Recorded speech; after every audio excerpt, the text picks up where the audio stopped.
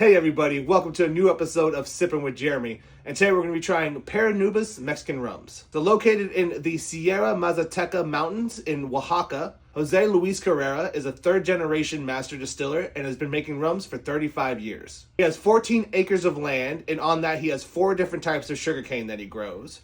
He uses 2,000+ liter pine fermenters and a copper column still to make his rums. Let's go ahead and get started with the aguardiente. So all Paranubes rums are made with 100% sugarcane juice. That means no molasses is used. As I said, this is a blend of 4 different sugar canes, but this is predominantly Caña Amarilla. And rum in Mexico is very regional when it comes to the percentage of alcohol that they are. And it's interesting because what Jose Luis Carrera does is to dilute his rums, he actually just adds lower proof rum to it instead of purified water or anything like that. So even when he's diluting, he's just using rum or lower alcohol rum to lower the percentage. But even saying that, this is at 54% ABV. Let's go ahead and give it a try.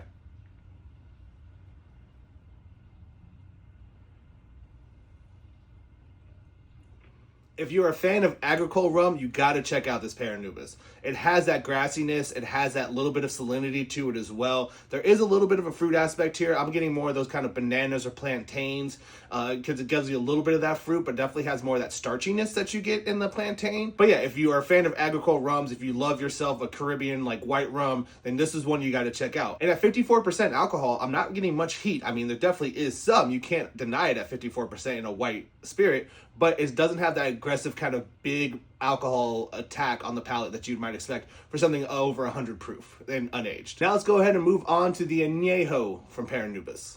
The Paranubes anejo is the same base as the aguardiente. It is just aged for 24 months in seasoned rum barrels, and they get the name anejo because the first rums they ever aged from Paranubes were in ex tequila barrels. So it's kind of a nod to where they originated their aging process from.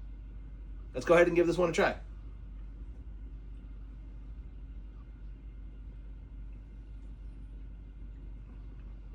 So it's surprising that this tastes like this for being 54% alcohol. You still do taste some of the flavors that you got in the aguardiente. We're talking about that grassiness, that little bit of saltiness, but now there's a lot more oak spice, a lot more drying kind of baking spice up front. There is some toasted hazelnut as well. Softer kind of cocoa nib aspects too, but really that oakiness and that spice from the barrel is really being the more pronounced flavor on this. Kind of cuts down on that fruit that you had in the aguardiente and gives you just more of the kind of richness from the spice and again, a little bit of cocoa nib. And you still get that grassiness, you still get that saltiness. It comes out a little bit more on the finish, but that spice from the oak hits you at the beginning and it also comes back at the end. So it kind of comes full circle in that sense. All right, everybody, that's going to wrap up this episode of Sippin' with Jeremy. Thank you for joining us. Don't forget to like, share, and subscribe, and never forget to drink well.